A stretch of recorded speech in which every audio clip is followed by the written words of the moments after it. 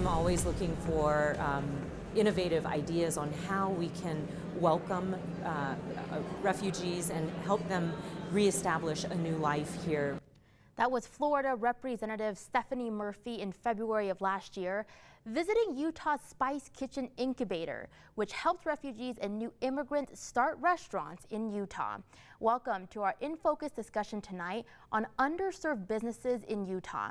Immigrants, second language speakers, refugees, and minorities start businesses in Utah regularly, which contribute an incredible amount to our economy. However, they face additional barriers when starting and expanding a business. Joining us now is Mahonry de Aquino, owner and founder of Chopper Landscaping.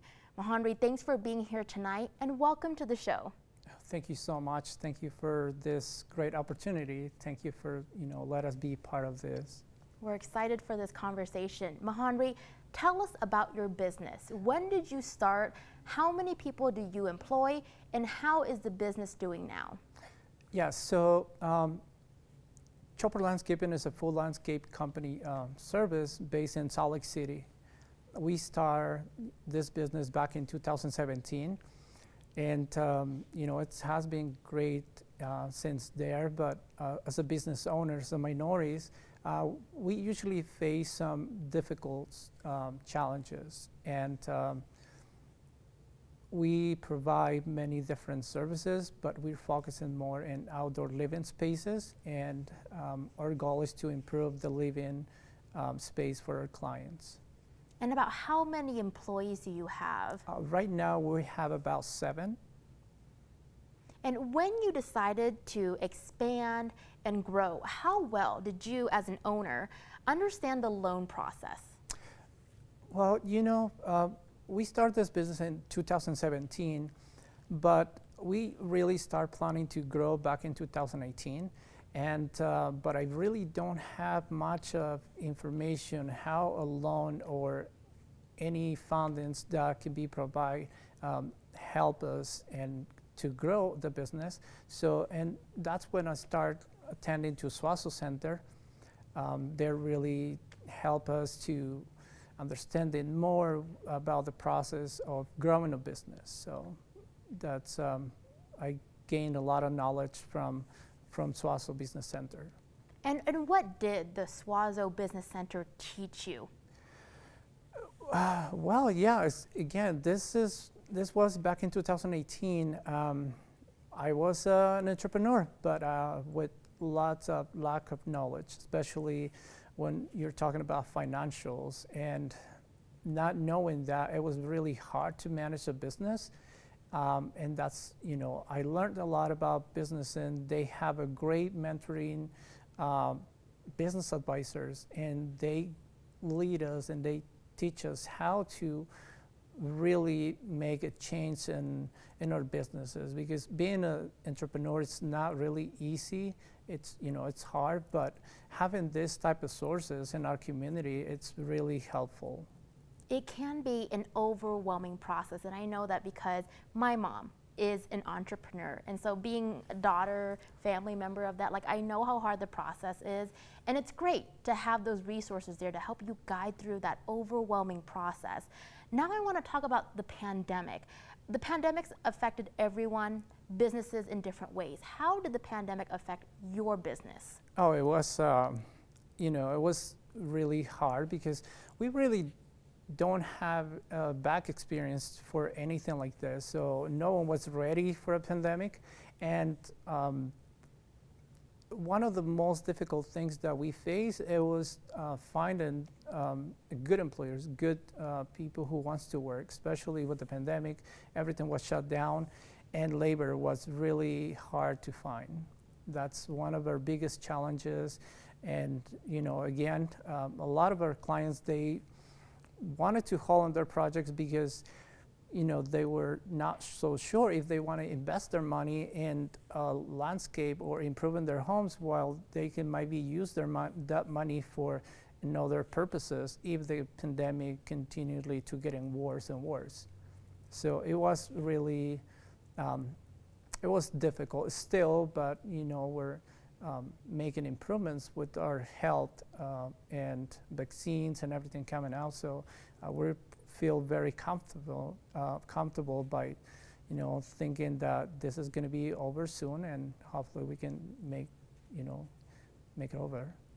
Mahonry, about 30 seconds left. Let's circle back to the Suazo Business Center. They've been helping you ever since kind of the beginning. How do they help you through this difficult process of the pandemic? Oh, they help us a lot, especially when it comes to apply for, for PPP loans or any other sources or foundings that were out there for small business owners like me.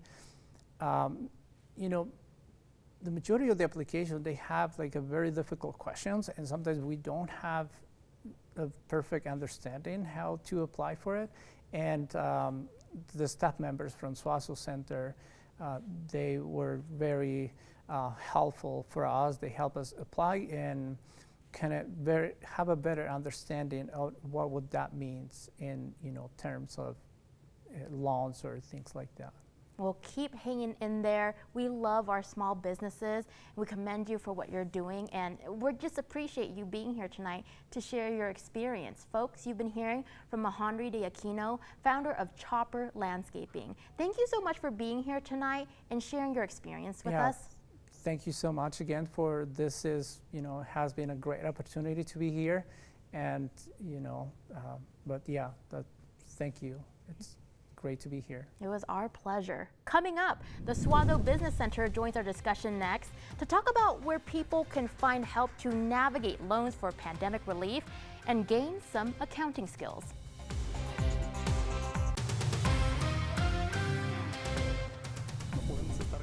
We can't afford gas, the lights, and being here until 4 in the evening to sell pretty much nothing. That was Ruben Mendoza, owner of La Cocina del Silvia in Ogden in April of last year, talking about the struggles staying open during the pandemic. The restaurant is still open now during lunch hours. Thanks for staying with us for our second In Focus discussion tonight on underserved businesses. Joining us now are Silvia Castro, Executive Director of the Suazo Business Center, and Antonella Packard, the Education Manager of the Suazo Business Center. Thank you both for being with us tonight. We are excited to have you. Thank you, Rosie. We appreciate being here with our friends from the CW30. And thank you for having the focus on small businesses. We are looking forward to this conversation. We want to start this discussion with pandemic-related questions. I'll start with Silvia. How has the pandemic affected underserved businesses? The pandemic had, we all know about the health impact of the pandemic, but I think there's something that's been kind of underestimated, which is the pandemic effect also on the minority business community. A lot of the industries that were the hardest hits are overwhelmingly owned by minority communities. And it's still a really hard, not just to be able to survive, but to be able to continue, especially during pandemic that we don't know when is it going to end or how is it going to look like. So it's something that it's, unfortunately, it's something that we're still struggling to help all these businesses, and we foresee continuing to help them. It is a really difficult time for everyone in one way or another. Silvia, another question for you. How difficult is the application process for business owners who may speak English as a second language? The application is incredibly difficult even if you don't speak a foreign language. There's a lot of questions that a lot of this are basically federal documents or government documents. They are not easy to understand sometimes. Also, there's a lot of financials. And financials can be a whole new barrier to begin with. Add to that a language barrier, and people are just already 4 steps behind anyone else to be able to apply for any kind of help that is available. Antonella, are there other barriers for underserved businesses seeking PPP loans? Where do I start answering that? Yes, there are. And like any small business, what happened is that since most of the population that we do serve fall under the small business and also micro business, a lot of them did not really have employees. And the initial calculations for how much you're going to get with the PPP is actually based on your employees. And so if just you and what is left over after you deduct everything when you're reporting your taxes, that's not very much. And so even if they're giving you 2.5 or 3.5 times that average for a monthly, shall we say, payroll. And finding yourself in that situation is actually disconcerting. Another thing too is the way that many small business owners are keeping their books and also understanding how to show profits and loss statements and things that frankly, to other people may seem boring, but I'm going to tell you that it is necessary. So not understanding their financial statements, not really having their accounting in good shape. In many cases, people were going to people that really shouldn't have gone to because they did not understand how to really report their taxes. So challenges aplenty. Antonella, going off of that, over the next week and a half, the federal government is accepting applications for PPP loans for businesses with 20 employees or fewer. How are you helping these businesses with the process? We've been helping businesses since the very start of the pandemic. We have been keeping well informed about the changes that come in. At one point, there were, like at the beginning of the week, there was going to be one way that you do this, and then by the middle of the week, shall we say, something else, and by the end of the week, it evolved into something different. So we're used to really looking at those changes. So we have a team that is led by fantastic folks that have lent us the hand to be able to work with our community. They are really very knowledgeable about the financials, about the process. And so when businesses come to us, and we hope that anybody that's listening that falls under the category of under 20 employees, to go ahead and give us a holler and get the help that they need. So we are ready to go ahead and take care of that. So I don't know if I answered your question, but you did, and I am amazed at how quick on your feet you all are with this fast-changing situation, right? Silvia and Antonella, hold that thought. We have to take a quick commercial break, but when we return, we'll resume our In Focus discussion on underserved businesses. Welcome to our third and final In Focus discussion tonight on underserved businesses. Before the break, Silvia Castro, Executive Director, and Antonella Packard, the Education Manager of the Suazo Business Center, joined us for a live discussion. We pick up right where we left off. Silvia, what can you generally tell us about underserved businesses in Utah? Maybe how many are there, and what do they bring to our economy? Go ahead, Silvia. The business community in Utah, especially the Hispanic Latino community, is the engine of this economy. And that's one thing that we always keep in mind since we have started the center, is we're basically helping already very strong group how to be self-reliant, how to start up a business, how to grow a business, how to be a bigger part of the community, how to hire people. Because we looked at it as a way to really be a bigger part of the community. There, we have one of the fastest growing groups when it comes to them starting up businesses and to them starting growing business, and for them to also hire people. So this is something that we see as being a big part, not just of the growth of the minority community, but also the growth of the economic future for Utah. Antonella, let's get you to chime in on this question. Do you know approximately how many underserved businesses we have and about how much they bring into the economy? You know, I have heard some statistics that are recent, but really official numbers will not be coming out until after the census data. But roughly, you can say about 25,000 Hispanic businesses, and the minority community as a whole is very entrepreneurial, because we know that many refugee businesses also exist, as well as from other minority communities. And so this is the way that people actually, number one, are able to take care of their families. And number two, we contribute, and just the Hispanic businesses alone, a little over $6 billion a year in this economy. Silvia, let's talk about the challenges that these businesses face. Accounting principles, for example. What have you seen with how these businesses do their accounting, and how has that affected their ability to grow? So one of the things that we have seen, especially because of COVID, to apply for anything, to apply not just for a PPP loan, to apply for grant help, any kind of assistance during COVID, financials are needed. And unfortunately, something that has always been there, but it has never been such a key part of getting help, has been financials. We have seen everything from books literally being books, things that are just kept on a notebook. We have seen also, unfortunately, business owners that pay tax folks for their business taxes that are not done right. We unfortunately also see there's not much regulation when it comes to bookkeeping. So we have seen a lot of people get taken, pay for things that they are not accurate. We have seen financial statements that we cannot use or submit. So we have had to start from scratch. We have had our team of people literally start building financial statements from scratch from bank accounts, because what their so-called accountant was doing was not accurate, did not follow any kind of principles. And that's part of the reason why we saw the biggest need right now is to get people to understand not only their financials, but also to understand what their accountant is supposed to do. And that can be quite a headache. Now, Antonella, you started offering courses in QuickBooks. Have they addressed the needs that Silvia just talked about?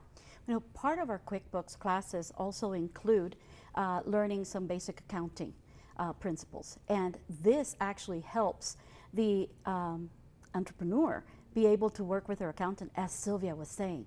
And so when you have this education, and when you have, meaning this is not like a university class, this is something that if you know 2 + 1 is 3, 3 - 2 is 1, that you will be able to really follow your books, take care of that aspect of your business, which is incredibly important. So this is why we offer the QuickBooks classes, so that they can, instead of keeping things in a shoebox or throwing it over to the accountant, be able to go ahead and have a system of tracking their expenses and their earnings.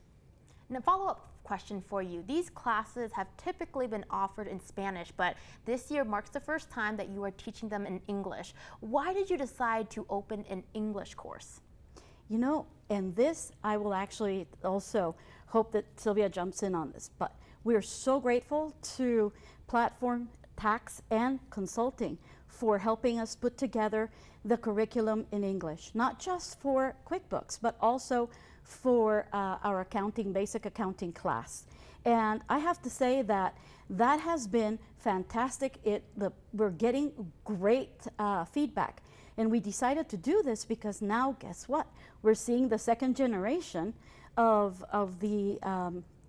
people coming in that perhaps we helped the parents right around 2003 when we first started, and now we're seeing the kids who are actually more English dominant.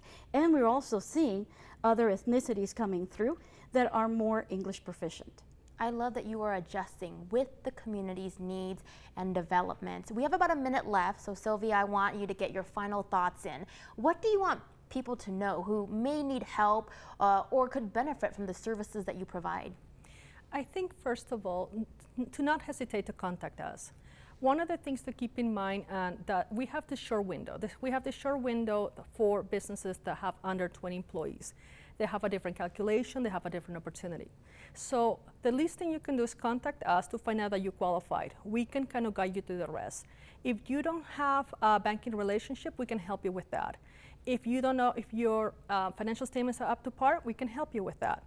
Our biggest concern is making sure that small businesses make it. And we're very passionate. We'll work with you directly, and we want to ensure that, or especially the minority community, understands that they have assistance, and we are here as a resource for them. If anything were to come out of this discussion is that help is available. You don't have to do this alone. All right, you've been hearing from Silvia Castro, Executive Director of the Suazo Business Center, and Antonella Packard, Education Manager as well for the Suazo Business Center. Thank you both for joining us tonight on the show. We enjoyed this discussion with both of you.